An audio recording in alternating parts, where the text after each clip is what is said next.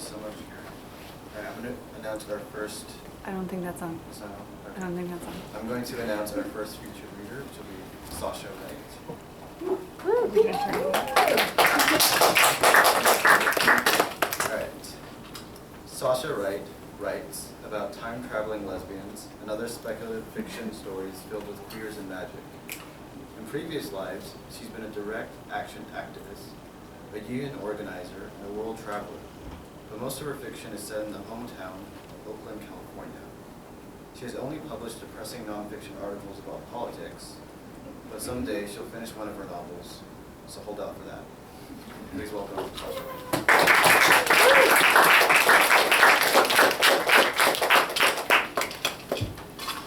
So today I'm going to read from a novella in progress called Fish Weeds, which some of you have heard pieces of.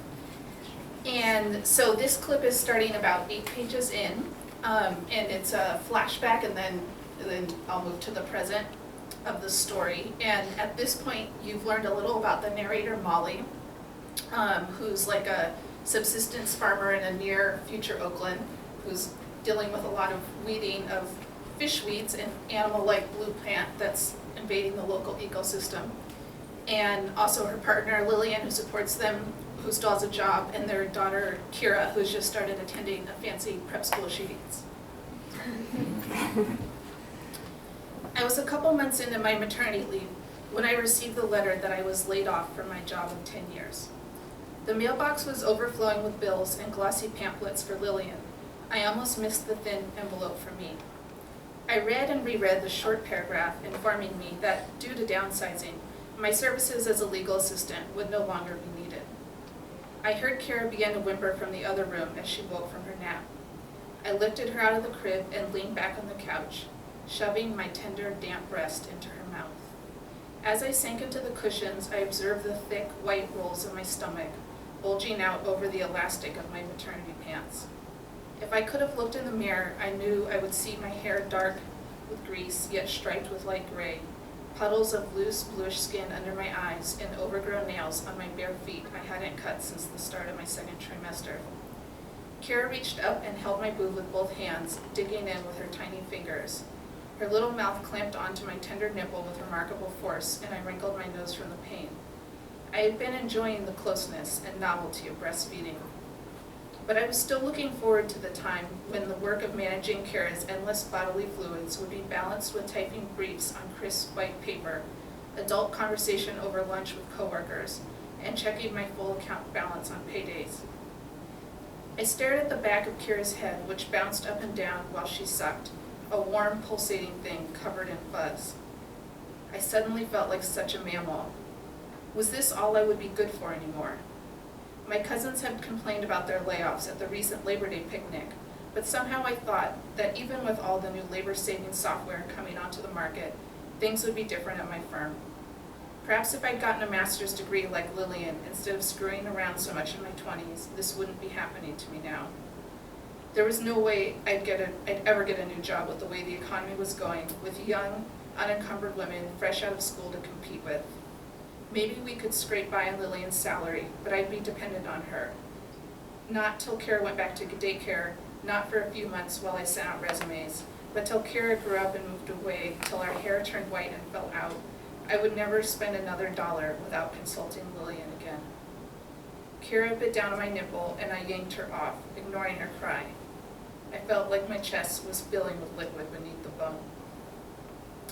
I began to sleep late, tugging down the blinds after Lillian left in the morning. I stopped feeding Kara on schedule. One time she screamed so loud I had to press my palms to my ears, and my tits leaked sticky trickles onto the sheets. I stopped washing our clothes. I stopped showering. I couldn't bring myself to care I was a bad mother. This just wasn't supposed to be happening to me. Neither Lillian's soft caresses in the mornings or angry pleas in the evenings, or the day when Kara learned to roll herself across the floor sparked me to get it together. One morning, I was out back when my neighbor Vivian called to me over the fence separating our houses and insisted I take a few extra tomato sprouts she had on hand. I peeked over into her yard where chickens meandered through rows of purple bean vines, and a confident white duck with an orange bill guarded a patch of chubby lettuce. Both Vivian and her husband had lost their jobs, she confessed. Now they were growing almost all their own food, and she wanted to show me how. A few minutes later, she was in my yard with shovels, leveraging up patches of grass and insisting that dirt was full of nutrients Kira needed to grow strong. Kira and I got so muddy that first day, I drew a warm bath and washed our hair. I made a fresh stir fry for dinner that evening using squash gifted from Vivian's garden.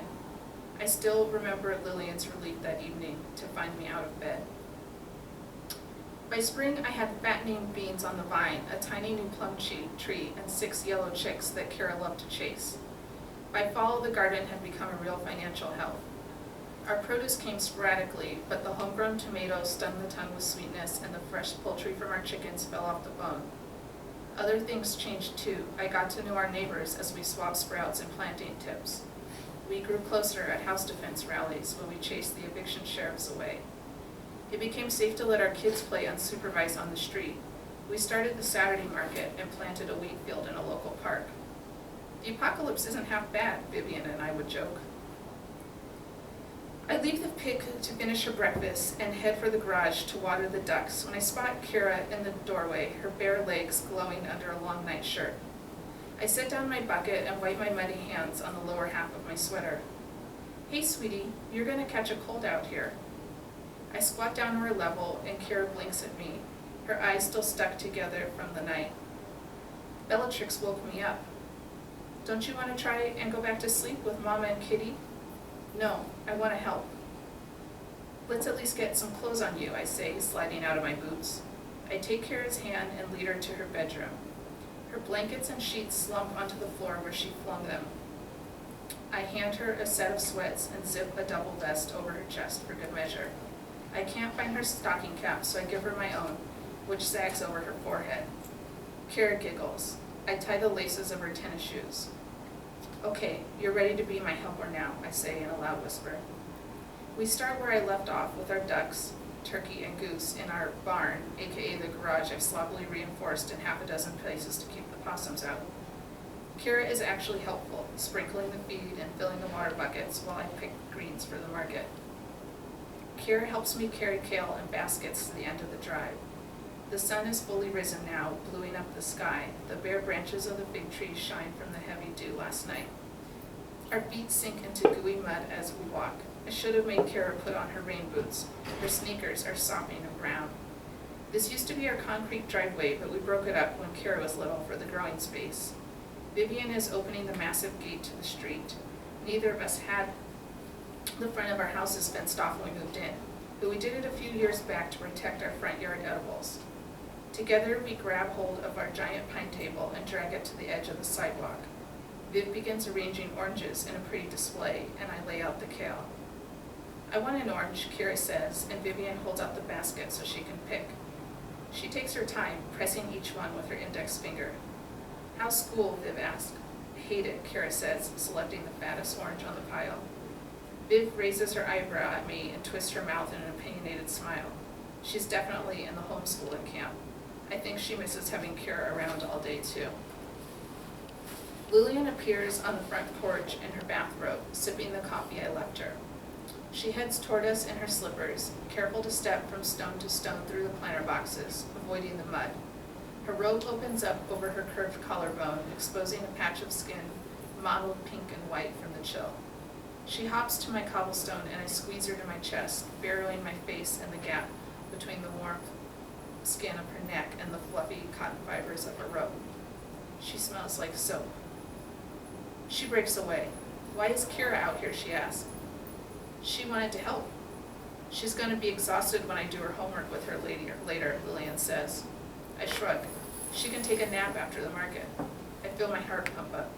It's important for her to participate in the neighborhood events too, I add. Now the weekend is the only time. Aren't you tired, honey? Lillian says to Kira, who is helping Viv lay out the fruit. No, Kira says as she pulls out the oranges Viv has just added to the basket and arranges them in an obsessive line along the edge of the table. I hear a man holler and see Antonio, our gossipy neighbor from across the street, jogging towards us. Did you hear? He gasped. Did something happen with the wheat? Viv asked. With such an important crop a ways away, She worries about vandalism constantly. No, come on, you have to see this. See what? Lillian asks. She can't stand authoritative men. In private, she calls him the mayor, rolling her eyes each time. Come on, he says. He's already heading away, and Viv follows. I'll be just a minute, babe, I say. I catch up as they turn into the Lees' driveway, just 3 houses down on our side of the block. The Lees are an older couple, and nowadays their kids take care of the planting. They only visit sporadically, and it shows. The lettuce in the front yard has gone to seed, half the boxes in the driveway lie fallow. It's a far cry from the neat little rows of vegetables Mr. Lee used to plant when he was well. Last fall he forgot to lock up his chickens for the night, and a pack of raccoons got them. They left a mess of entrails and red feathers, which Antonio, Viv, and I had to clean up. Antonio and the other guys on the block complain. Loose chickens won't just hurt Mr. Lee. They draw predators to our birds. His kids could do more. We aren't the only ones checking out the gossip. The drive is full of kids from the block, from toddlers to preteens. Kira runs past me, joining them. When I look over my shoulder, I see Lillian has slipped on a pair of my old clogs and followed us too. We turn the corner of the house. Viv gasps and covers her mouth. Antonio nods self-righteously, satisfied by her reaction. Just look at that. Just look at that, would you? Fishweed strangle the Lee's persimmon tree. The glowing blue strands grow up the trunk side by side like a woven cloth, squeezing and concealing the original bark. At the base of the branches, the tendrils separate, twisting and diving in a frantic blue crowd. The strange thing is, it's almost March, and about a dozen persimmons still hang on the tree, dark irregular bulbs that should have been picked or dropped to the earth months ago. Now the fishweed feasts upon them, spears them, coils around them to smother their rotting flesh. I've seen this process many times in Lillian's installations, but this fishweed isn't safely contained behind glass in a gallery. It's out here in our gardens. It's the worst contamination I've ever seen. The trunk gives off a constant dim glow, even in the direct sunlight. I've never seen fishweed fibers growing so densely together. It reminds me of a photo I once saw of a vine in the Amazon that spread over the trees, feeding on them until they withered away, leaving behind hollow columns. Here I've been diligently plucking the earth in my own tiny yard, even taking on volunteer shifts to uproot them at the park, while the fishweed from the Lee's tree thickens into an unmanageable tumor. How on earth will we dispose of it? It'll fall to us again, Viv, Antonio, and I. The city has a hotline, but nothing ever comes of calling them. We've been so on them in our own yards. I've never seen anything like this. The roots fan out from the base of the tree. Each individual strand is as thick as my thigh, and I wouldn't have a hope of hell of winning the tug-of-war match with it. I picture more fishweed infestations hidden about the neighborhood and the yards of the elderly, in abandoned sheds and neglected creek beds. If we can't keep it under control in our own fairly functional and tight-knit block, we haven't got a hope. The kids run past us. They stop just before the tree. An older girl with waist-length hair I recognize as Lily's granddaughter, Anna, reaches out and touches the blue trunk with her index finger before jumping back to the safety of the group. They scream. Kira steps forward, arm out. They must be playing truth or dare. Kira! Lillian screams. She shoves by me, running to the tree. She dives down on Kira and scoops her up in her arms like a toddler. Lillian carries Kira back to us, bumping the other children out of her way with her hips. No, Kira shouts, twisting toward the tree. I want to touch it. I see Lillian's ankle twist in my two big clogs as Kira's weight shifts. Lillian squeezes her eyebrows together in pain. I go to help, reaching out for Kira, but Lillian doesn't let go. Her knuckles whiten as she tightens her hands around Kira's struggling arms. I'm reminded of her determination when she pushes the cat into the carrier to go to the vet. Kira realizes she isn't going to get her way and begins to cry. How did this happen? Lillian says, raising her voice over Kira's tears. How did you guys let this get so out of control? I reach out my hand to her elbow to calm her, but she jerks away from me.